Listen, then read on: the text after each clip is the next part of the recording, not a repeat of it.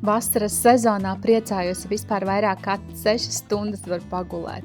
Dzērot rīta kafiju, uzlieku meikapu, mati, Anda abstrakt zīda gumija. Saņemu matu sastē, pārbaudu pakausi un uzlieku matu gumiju 2 vai 3 reizes atkarībā no matu biezuma. Aste ir gatava, taču, lai koptāls būtu stilīgāks, es vēl uzsiešu zīda lakatu.